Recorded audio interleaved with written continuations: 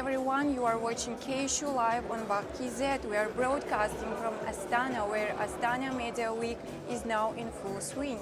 And joining us today, Mr. Boyan Brkich, the head of Euronews Bureau in Kazakhstan.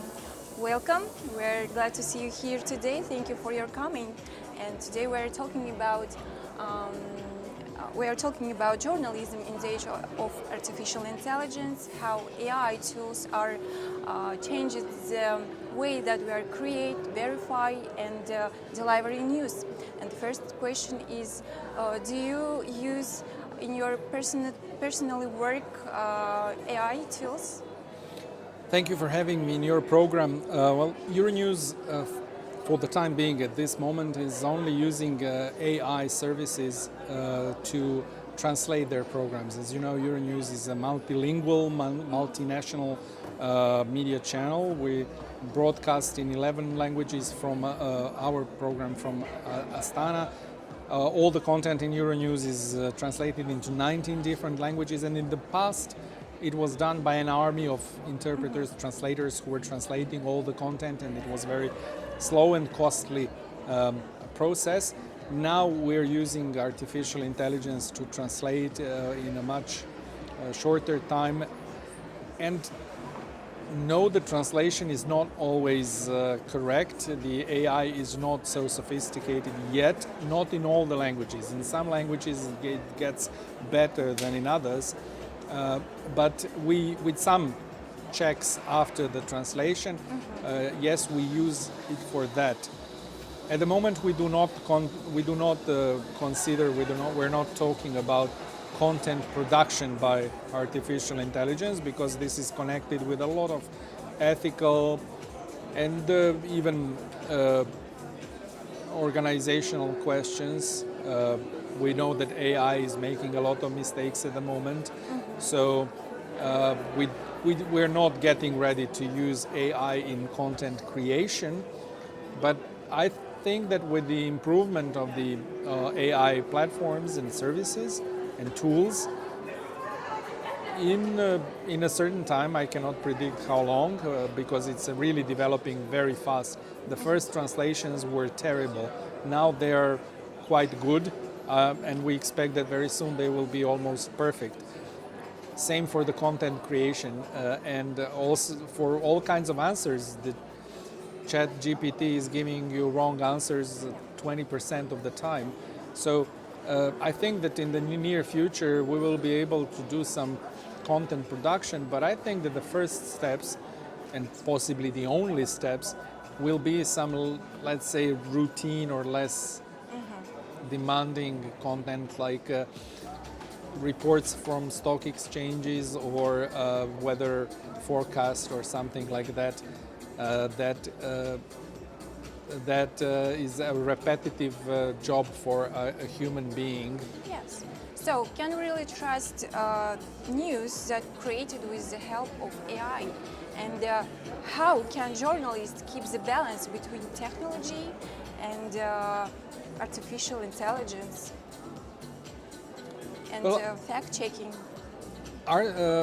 Artificial intelligence, especially in the future when it gets even more sophisticated, will be able to help us to do some things more easily than we do now. It may give us ideas. It may give us information that we didn't know. Sometimes they will not be true, but they will make us research and check. So if we find that they're true informations, then we can use them. So I think that the mixture of AI and manpower is the winning combination, and this is sort of a conclusion that we made in this first session in the Media Week, that AI is not going to replace people for two reasons. One is that it makes mistakes, even at the moment much more than people do, and second, it will not be able to give this human touch or human understanding, or probably will not be able to understand the sensitivities that exist in social life of people. So there will always have to be a journalist that actually checks and gives flavor to the news. What's more, when we talk about reliability of news and whether AI is going to shut down the traditional media, we came to the conclusion, the opinion of the speakers was that, on the contrary, we may see that artificial intelligence at the moment is misused in the public sphere, in social networks, and otherwise for fake creation of fake content. Those deep fakes, we believe, may push the content in social networks and in other newly created digital media to the brink of absurd, where people will absolutely not be able to tell or to distinguish between what's truthful and what's not truthful in those media. And that might make them turn back and rely on the traditional media, where they know there are professionals who are trying to give them real, truthful information, who are not using artificial intelligence to create content that does not correspond to the truth. So people are getting tired of perfect and non-emotionless texts? Well, people also trust other people more. I don't know how much time you have for an interesting research. When they asked the people if you needed to have a surgery in a hospital and you had to choose between two options. One option is a human doctor, a very good one, good surgeon, but he has some private problems and is a little bit nervous.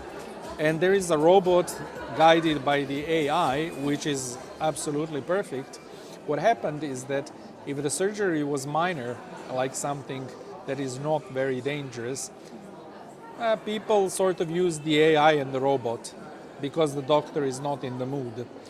But if they told them, no, but it's a brain surgery, a heart surgery, it's a complicated surgery, most people, almost everybody, still opted for the doctor, for the human doctor. And that shows you that people tend to trust other people more than the machines. And we already see this trend when there are really important or breaking news or something that is very shocking and very important, like some natural disaster, man-made disaster, terrorist attack or something like that. The viewing figures of the traditional media they're peaking, they're going up at the expense of all the newly created media. So I think that people at the moment realize that not everything on internet is true. And if that thing that is not true is made much more convincing by AI, the people will just run away from there. That was sort of the opinion of the speakers in this session. And in the future, could artificial intelligence become a threat to journalism as a profession? As I already said, me and the other participants of the session, we don't think that journalists will be eradicated by the artificial intelligence. There will always have to be a human being watching over the process of news creation or content creation. But in some aspects that are less sensitive than news, like media in entertainment, media in there can be serious threats, I think. So thank you, Mr. Boyan Brkich. This has been K Issue on KZ. Stay informed and stay with us.